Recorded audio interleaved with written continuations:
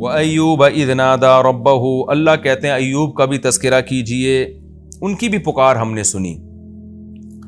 اِذْ نَادَىٰ رَبَّهُ، جب انہوں نے اپنے رب کو پکارا، اَنِّی مَسَّنِیَ الضُّرُّ، اے اللہ مجھے بیماری پہنچی ہے، وَأَنْتَ أَرْحَمُ الرَّاحِمِينَ، تو رحم کرنے والوں میں سب سے زیادہ رحم کرنے والا ہے۔ دیکھیں ایوب علیہ السلام کئی سال کسی خطرناک اور تکلیف دہ بیماری میں پڑے رہے۔ وہ بیماری کیا تھی اس کا ہمیں حدیث میں تذکرہ نہیں ملتا، جو بھی تھی لیکن تکلیف دہ بیماری تھی۔ اسی بیماری میں کہا جاتا ہے کہ ایک وبا پھیلی جس میں ایوب علیہ السلام کے اہل و عیال کا بھی انتقال ہو گیا۔ آپ کو اللہ نے خوب اولاد دی تھی، ساری اولاد اسی وبا میں، یا تو وبا تھی کہ سارے اہل خانہ اس کی لپیٹ میں آئے، یا وبا نہیں تھی، ویسے ہی کوئی بیماری کی وجہ سے سارے اہل و عیال کا انتقال ہو گیا، صرف آپ کی ایک زوجہ بچی تھی جنہوں نے آپ کی بڑی خدمت کی۔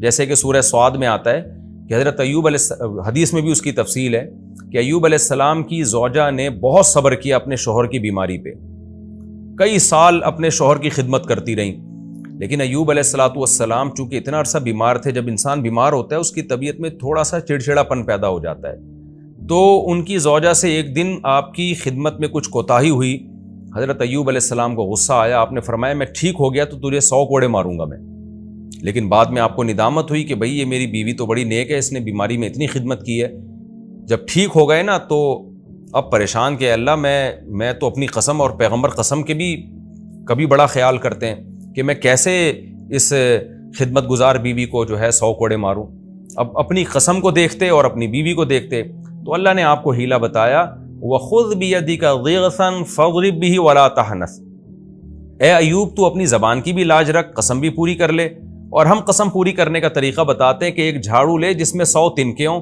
ایک ہی دفعہ بیگم کو مار دے بس، تو بیگم کو بھی پتا ہو کہ بھئی اللہ نے حیلہ بتایا تاکہ قسم میں بری ہو جائیں۔ تو ایوب علیہ السلام نے ایسا ہی کیا، تو اللہ نے حضرت ایوب علیہ السلام کی زوجہ کی بھی رعایت کی اور ایوب علیہ السلام کی بھی رعایت کی، باقی سارا خاندان حضرت ایوب علیہ السلام کا وفات پا گیا، تو آپ کو تنہائی محسوس ہوتی تھی، لیکن اس طویل بیماری میں اور ان تنہائی کے ایام میں اولاد جب آپ سے چھین لی گئی، سب کی موت واقع ہو گئی، تو ایوب علیہ السلام صبر کرتے رہے۔ تو قرآن نے ایوب علیہ السلام کے بارے میں فرمایا انا وجدناہ صابرا، ہم نے بڑا صبر والا پایا۔ آج تھوڑی سی پریشانی آتی ہے، خودکشی کی باتیں، منہ سے غلط باتیں، ایوب علیہ السلام کی ساری اولاد کا انتقال ہو گیا اور تنہا ہو گئے، صرف ایک زوجہ بچی تھی جو خدمت کرتی تھی، اور طویل عرصہ بیماری میں۔ تو قرآن کہتا ہے پھر ایوب نے ہمیں پکارا، انی مسنی الضر، اے اللہ مجھے بہت مصیبت پہنچ چکی ہے۔ یعنی پیغمبر کا بھی صبر ایک انتہا کو پہنچتا ہے، اور اللہ بھی اتنا آزماتا ہے، اے اللہ میں بہت مشکل میں ہوں، وَأَنْتَ أَرْحَمُ الرَّاحِمِينَ، تو رحم کرنے والوں میں سب سے زیادہ رحم کرنے والا، یعنی تو مجھ پہ ترس کھا۔ دیکھیں دعائیں تو ایوب علیہ السلام اس وقت سے ہی مانگ رہے ہوں گے نا جب سے بیمار ہیں، پیغمبر تو دعائیں مانگنے میں بخل تھوڑی کرتے ہیں، لیکن یہ وہ دعا ہے جو بہت ہی عاجزی کے ساتھ نکلی۔ مسنی الضر، بیماری کا لفظ نہیں کہا کہ مجھے بیماری پہنچی ہے، مطلب مصیبت پہنچی ہے مجھے بہت زیادہ، اور تو مجھ پر رحم کر۔ تو اللہ کہتے ہیں فاستجبنا لہ، ہم نے ان کی دعا کو قبول کیا۔ اللہ چاہتے پہلے دن قبول کر لیتے، لیکن اللہ اپنے نیک بندوں کو بعض دفعہ طویل آزمائش میں ڈالتے ہیں، اور پھر اللہ ان کی دعاؤں سے اس آزمائش کو دور کرتے ہیں۔ اللہ فرماتے ہیں فاستجبنا لہ، ہم نے ایوب کی دعا کو قبول کیا، فکشفنا ما بہ من ضر، جو مصیبت ان کو پہنچی تھی وہ ہم نے ان سے دور کر دی۔ کشف کا معنی جیسے بادل چھٹ جاتے ہیں نا، تو کشف کا معنی ایسے کھول دینا۔ وَآتَيْنَاهُ أَهْلَهُ، اور ہم نے ان کو ان کا اہل لوٹا دیا، یعنی گھر والے لوٹا دیے۔ وَمِثْلَهُمْ مَعَهُمْ، اور ان گھر والوں جتنے اور زیادہ۔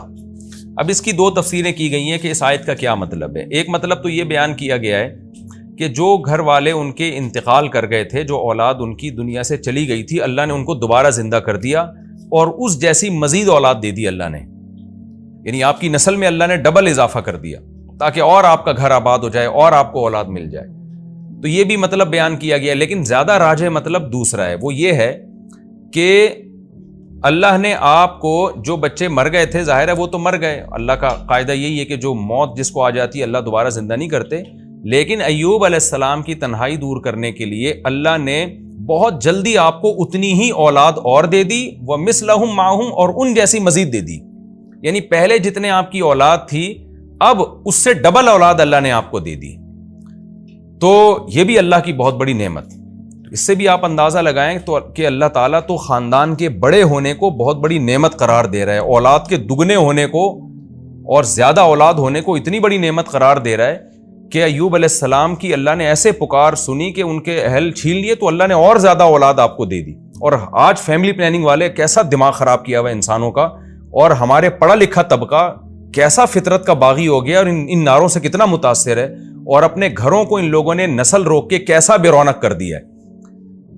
میں بار بار جب جاتا ہوں نا مالداروں کے گھروں میں, جب بھی میں جاتا ہوں مالداروں کے گھروں میں اور بڑے بڑے بنگلے دیکھتا ہوں اور دیکھتا ہوں ان کے ایک آدھ سے زیادہ بچہ نہیں ہے, تو مجھے بار بار یہ آیت یاد آتی ہے, نسوا اللہ فانساہم انفسہم. یہ اللہ کو بھول گئے, اللہ نے ان کو اپنے فائدے کی چیزیں بھلا دی.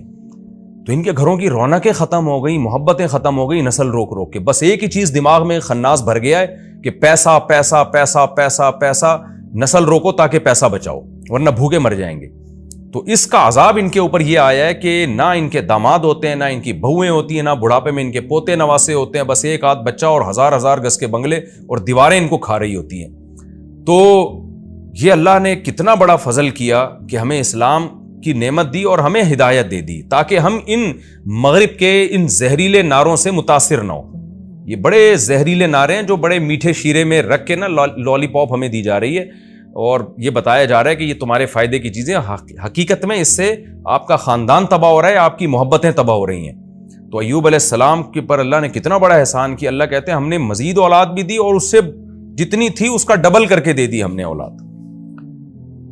آگے اللہ فرماتے ہیں وَآتَيْنَاهُ أَهْلَهُ وَمِثْلَهُمْ مَعَهُمْ رَحْمَةً مِّنْ عِنْدِنَا. یہ سب کام ہم نے اس لیے کہ اپنی طرف سے رحمت کرتے ہوئے, کیونکہ ایوب نے کہا تھا اے اللہ تو ارحم الراحمین ہے. تو ایک عام شخص جب رحم کرتا ہے تو زیادہ وہ رحم یہ کرتا ہے کہ تکلیف دور کر دے گا آپ کو, لیکن اللہ جب رحم کرتا ہے تو صرف تکلیف دور نہیں کرتا بلکہ اس مزید نعمتیں دے کے اس کی تلافی بھی کر دیتا ہے. آگے اللہ فرماتے ہیں ہم نے یہ رحمت کے لیے کیا. وَذِكْرَى لِلْعَابِدِينَ. اور جو ہمارے عبادت کرنے والے غلامی کرنے والے لوگ ہیں ان کی نصیحت کے لیے ہم نے یہ کام کیا. ذکرہ کا معنی نصیحت, تاکہ ایوب علیہ السلام کا واقعہ جب وہ پڑھیں تو جو ہمارے عبادت گزار فرمانبردار لوگ ہیں انہیں نصیحت ہو جائے کہ دیکھو خدا آزماتا ہے, اگر اس آزمائش میں آپ نے صبر کیا تو کیسی نعمتیں اللہ نیک لوگوں کو دیتا ہے, تاکہ ان کو ہمیشہ کے لیے نصیحت ہو جائے. آگے اللہ فرماتے ہیں وَإِسْمَاعِيلَ وَإِدْرِيسَ وَذَا الْكِفْلِ. اور آپ اسماعیل, ادریس اور ذوالکفل کا بھی تذکرہ کیجیے. حضرت ذوالکفل کے بارے میں صحیح احادیث میں ہمیں زیادہ معلومات نہیں ملتی, بس اتنا ہے کہ قرآن کے سیاق و سباق سے پتہ چلتا ہے کہ یہ بھی کوئی پیغمبر تھے. کل من الصابرین. اللہ فرماتے ہیں سب صبر کرنے والے تھے. اسماعیل علیہ السلام کا صبر تو مشہور ہے کہ کیسے ان کی گردن پہ چھری رکھی, انہوں نے کہا صبر کروں گا میں. ادریس علیہ السلام بھی صبر والے پیغمبر تھے, اس کی تفصیل ہمیں نہیں ملتی احادیث اور قرآن میں. اور ذوالکفل بھی صبر والے پیغمبر تھے, کیا صبر کیا ہمیں نہیں ملتا, لیکن اتنی بات ہے کہ ان سب نے صبر کیا. اللہ فرماتے ہیں کل من الصابرین. یہ سب صبر کرنے والے لوگ تھے. وَأَدْخَلْنَاهُمْ فِي رَحْمَتِنَا. ان سب کو ہم نے اپنی رحمت میں داخل کیا. إِنَّهُمْ مِنَ الصَّالِحِينَ. یہ سب کے سب نیک لوگوں میں سے تھے. وَذَنُّونِ. اچھا, اللہ حضرت یونس کا تذکرہ ان سے الگ کر رہے ہیں کیونکہ ان سے ایک ایسا کام ہوا جو بظاہر بے صبری کا تھا, اس لیے اللہ نے ان کا الگ تذکرہ کیا. وہ کیا تذکرہ ہے کہ یونس علیہ السلام جب اپنی قوم کی تبلیغ کرتے کرتے تھک گئے اور ان کو لگا کہ اب اس قوم پر اللہ کا عذاب آئے گا تو کہیں میں بھی عذاب میں نہ پکڑا جاؤں, تو حضرت یونس علیہ السلام اللہ سے پرمیشن لیے بغیر قوم کو چھوڑ کے چلے گئے. اللہ تعالیٰ کو اس بات پہ ناراضی ہوئی کہ میرے پیغمبر نے مجھ سے پوچھے بغیر قوم کو کیوں چھوڑ دیا, کیونکہ اللہ کے علم میں یہ بات تھی کہ جب اس قوم پر عذاب آنے لگے گا نا تو یہ عام قوموں کی طرح اترائے گی نہیں. دیکھیں قوم عاد, قوم سمود اور دوسری قوموں پہ جب عذاب آیا تو عذاب دیکھ کے بھی مذاق اڑاتے تھے. وہ ہذا عارض ممطرنا, پیغمبر نے کہا کہ بھئی یہ بادل آ رہے ہیں پتھر برسیں گے, تو انہوں نے کہا نہیں, بادل جب آتے ہیں بارش برستی ہے, پتھر نہیں برستے. پھر پیغمبر کہہ رہے ہیں کہ یہ وہ عذاب ہے جس کی تم جلدی کرتے تھے, تو پھر بھی قوم عاد اور قوم سمود کو عبرت نہیں ہوئی. لیکن یونس علیہ السلام کی قوم وہ خوش قسمت قوم تھی کہ جب انہوں نے عذاب آتا دیکھا نا بادل, تو وہ ڈر گئے. ان کو لگا کہ بھئی یہ خدا کا عذاب ہے. یونس علیہ السلام نے کہا تھا اور وہ ہم علاقہ بھی چھوڑ کے چلے گئے, اب تو واقعی عذاب آ رہا ہے. تو فوراً وہ توبہ کرنے لگے, پوری قوم گڑ گڑانے لگی. تو اللہ کے علم میں چونکہ یہ بات پہلے سے تھی کہ یہ قوم ہدایت پا جائے گی، ایمان لے آئے گی، تو اس لیے اللہ تعالیٰ کو یونس علیہ السلام کا قوم کو ایسے چھوڑ کے جانا پسند نہیں آیا۔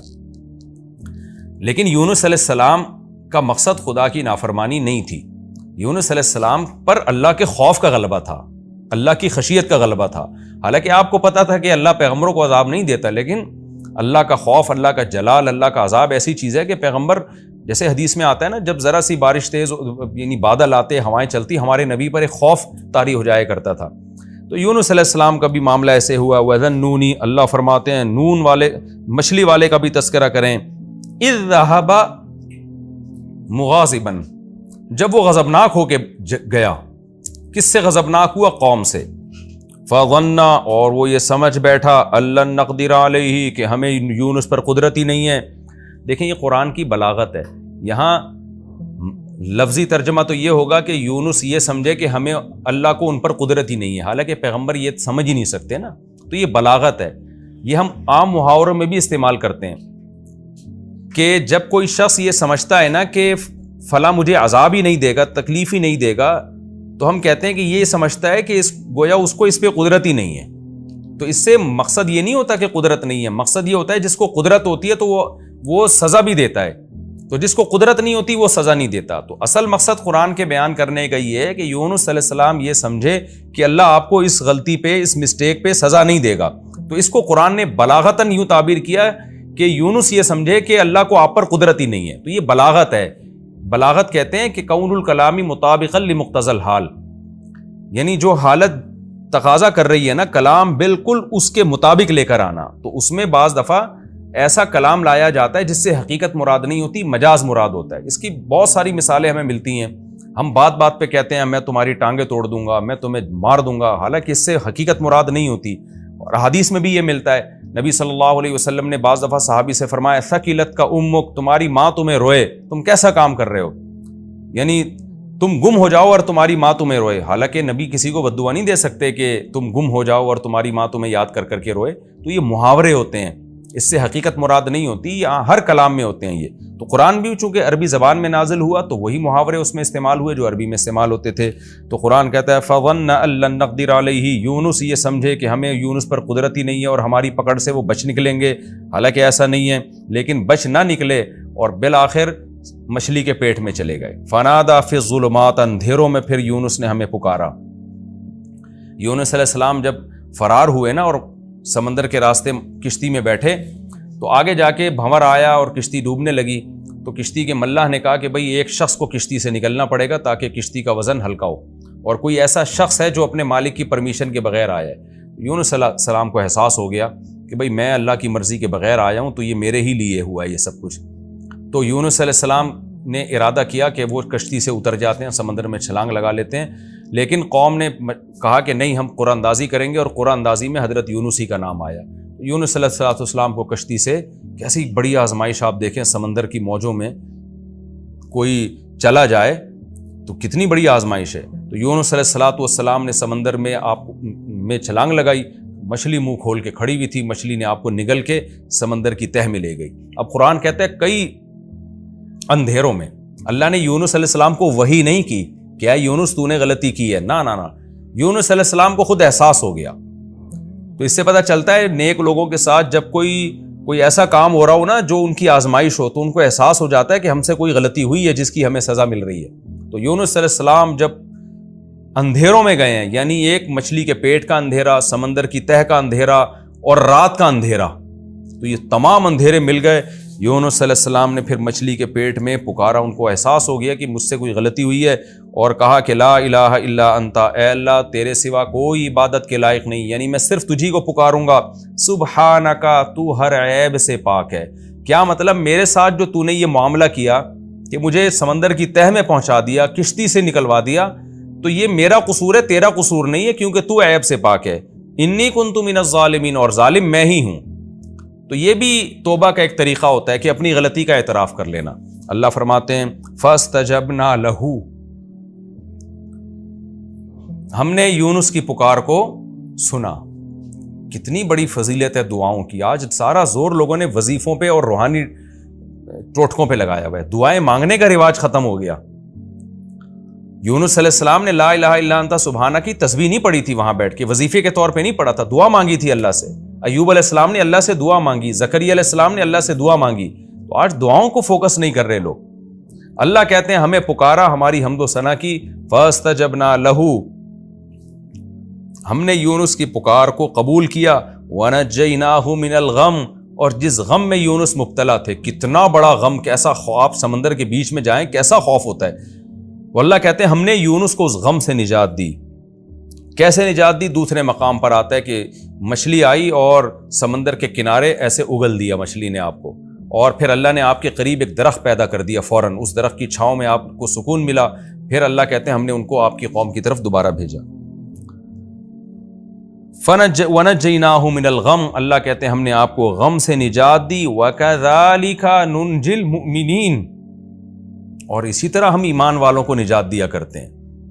کیا مطلب؟ جن کا خدا پہ ایمان ہوتا ہے. بے ایمانوں کو نہیں، بے ایمانوں کی دعائیں قبول نہیں ہوتی. آج تو ہماری دعائیں بے اثر ہو گئی ہیں. اس کی وجہ یہ ہے کہ ہمیں اللہ پر ایمان ہی ختم ہو گیا ہے. ہم تو ٹرائی کر رہے ہوتے ہیں کہ قبول ہو گئی تو ٹھیک ہے، نہیں ہوئی تو چلو مانگنے میں کیا جا رہا ہے. تو دعاؤں میں وہ جان اور وہ طاقت ہمارے ختم ہو چکی ہے. تو اللہ نے فرماتے ہیں وَكَذَلِكَ نُنْجِي الْمُؤْمِنِينَ، ہم ایمان جو ہم پر اعتماد کرتے ہیں، ایمان لاتے ہیں، اس طرح سے ہم ان کو نجات دیتے ہیں. یعنی تمام ناکامیوں کے اسباب کے ہوتے ہوئے ہم ان کو کامیاب کر دیتے ہیں. وَزَكَرِيَّا إِذْ نَادَى رَبَّهُ، اور زکریا کو بھی یاد کیجئے جب اس نے اپنے رب کو پکارا اور کیا کہا؟ ربی لا تذرنی فردن، اے اللہ تو مجھے اکیلا مت چھوڑ. بوڑھے ہو چکے ہیں، بال سفید ہو چکے ہیں، بیوی 90-100 سال کی، وہ بھی بڑھیا، لیکن اللہ تعالیٰ فرماتے ہیں کہ ہمیں زکریا نے پکارا، اے اللہ تو مجھے اکیلا مت چھوڑ، وانت خیر الوارثین، اور تو سب سے بہتر وارث ہے. یعنی اصل میں تو میرا وارث تو ہی ہے.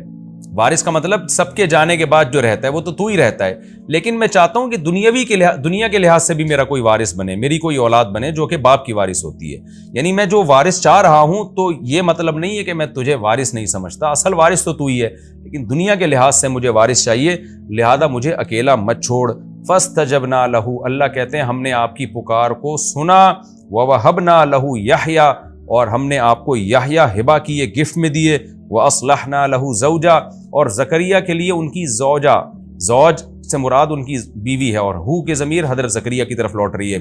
ہم نے زکریا کی زوجہ کو بھی ٹھیک کر دیا، یعنی بانجھ پنے کی اصلاح کر دی ہم نے. إِنَّهُمْ كَانُوا يُسَارِعُونَ فِي الْخَيْرَاتِ، اس لیے کہ یہ خاندان نیکیوں میں ایک دوسرے سے آگے بڑھا کرتا تھا اور ہمیں امید اور خوف کے ساتھ یدعوننا پکارا کرتا تھا. وَكَانُوا لَنَا خَاشِعِينَ، اور ہم سے ڈرا کرتا تھا. تو اس کی برکت سے اس خاندان پر ہم نے احسان کیا اور بڑھاپے میں ان کو ہم نے اولاد دی. وقت ہمارا مکمل ہو چکا ہے.